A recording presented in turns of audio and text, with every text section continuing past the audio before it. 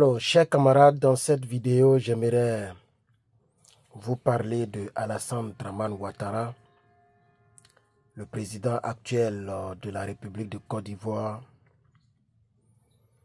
Il veut donner sa position concernant les élections présidentielles d'octobre 2025.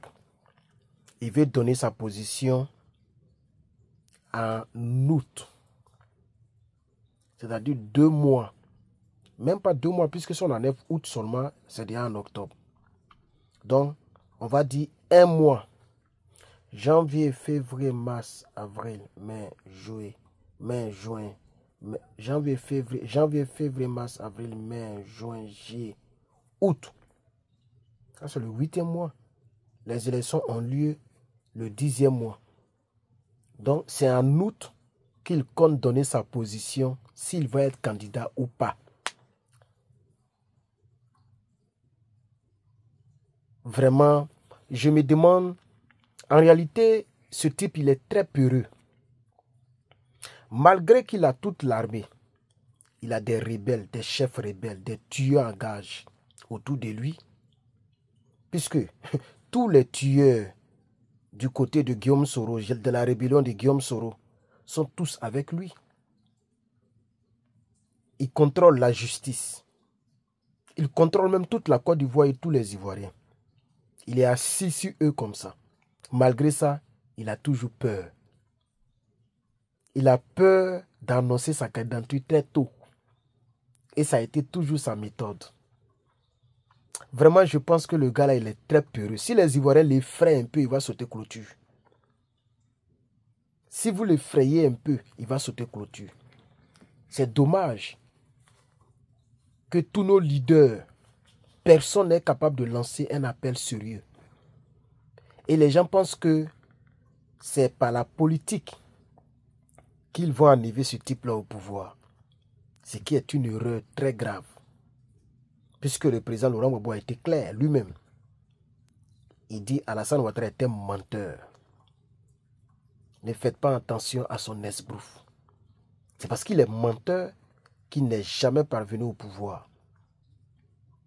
Et vous savez très bien que le pouvoir qu'Alassane Dramane Ouattara a aujourd'hui en Côte d'Ivoire, c'est un pouvoir acquis au prix du sang des Ivoiriens. Le sang des Ivoiriens est versé.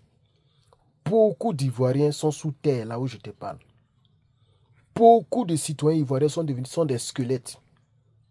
Beaucoup de filles, beaucoup de jeunes hommes, beaucoup de femmes, beaucoup d'enfants sont des squelettes, là où je te parle. Ces personnes ont été surprises. La mort les a surpris, comme le disait le fameux Blé Goudé. Des gens qui ont fui la mort, qui sont allés à l'église, mais hélas, la mort les a trouvés là-bas. Imbibés d'essence, incendiés vivants. Voici ce que les hommes de Soroguium ont fait pour qu'Alassane soit assis là où il est. Mais malgré ça, il a toujours peur. Donc, chers Ivoiriens, je voudrais vous informer que Alassane Ouattara Dramane veut donner son point de vue en août. C'est en août qu'il va donner sa décision si oui ou non il sera candidat. Vous voyez, pendant ce temps, les Ivoiriens seront dans la confusion. Est-ce que Dramane ferait un 4e mandat? Est-ce qu'ils vont choisir quelqu'un d'autre? Et pendant ce temps, ils vont continuer d'arrêter les leaders.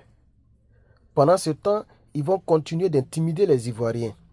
Pendant ce temps, ils vont continuer d'utiliser la justice. Pendant ce temps, ils vont activer les encagoulés pour aller prendre les Ivoiriens chez eux à la maison. Pendant ce temps, Téné Birahima va activer ses gars pour pouvoir martyriser les Ivoiriens. Vraiment, j'ai très pitié pour la Côte d'Ivoire. Ça me fait très mal. Notre pays, normalement, ne mérite pas ça. On a tellement été gentil envers les étrangers. En Côte d'Ivoire, normalement, on ne mérite pas ce qui nous arrive. Mais c'est une leçon à retenir pour une très longue date.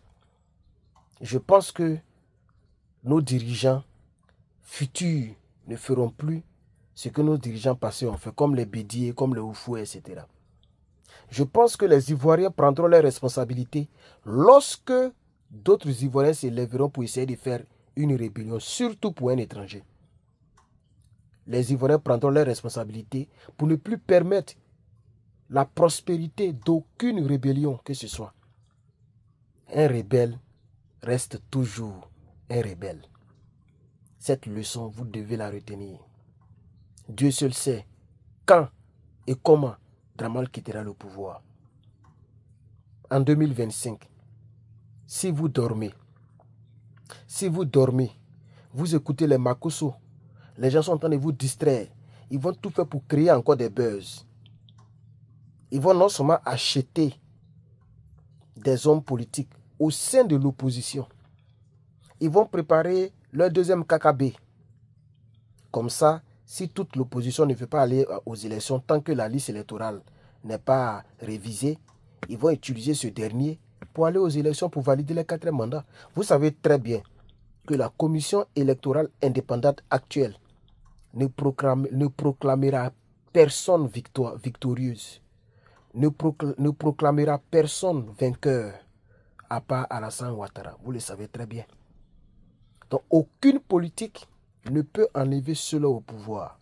Je vois plusieurs Ivoiriens qui disent qu'Herman, tu n'es plus motivé. Tu ne parles plus trop de Gbagbo Laurent. Tu ne parles plus trop du PPACI. Tu ne défends plus trop les Ivoiriens. Mais je fais mes efforts. Mais je ne peux pas mettre toutes mes forces dans une chose qui est vraisemblablement prévisible. Un bon lecteur politique sait que va savoir directement qu'en 2025, cette année-là, en octobre, c'est Draman qui sera président. C'est lui qui vont proclamer président. Ne nous voilons pas la face. C'est clair que Alassane Draman Ouattara fera tout pour garder le pouvoir. Et je vous ai à maintes reprises dit pourquoi. Je vous ai expliqué que il cherchera à garder le pouvoir, parce que s'il quitte le pouvoir, la CPI va le biper. La CPI va le juger. Et lui, s'il va devant la justice, il va rester là-bas. Il va rester parce que dès qu'on le prend, ils vont prendre Guillaume Soro. Et Guillaume Soro, pour se défendre, il est capable de tout mélanger là-bas. Pour ne pas que lui seul, il paye le prix. Et Draman ne va pas s'en sortir. Parce que la preuve est là. Chérif Ousmane, le tueur patenté des Ivoiriens, il est où aujourd'hui? Mais il est promu au grade de préfet militaire. Il est aujourd'hui le CEMAT, chef d'état-major de l'armée de terre, général de l'armée de terre. Hein? Les Thio Fosué, les Los, tous ces chefs rebelles sont où aujourd'hui? Les Vecho, les Kone Zakaria, les Chérif Ousmane, tous ces chefs rebelles travaillent avec lui. Attends, il y a eu deux partis, ou bien 3 partis dans la crise politico-ivoirienne. 3 partis.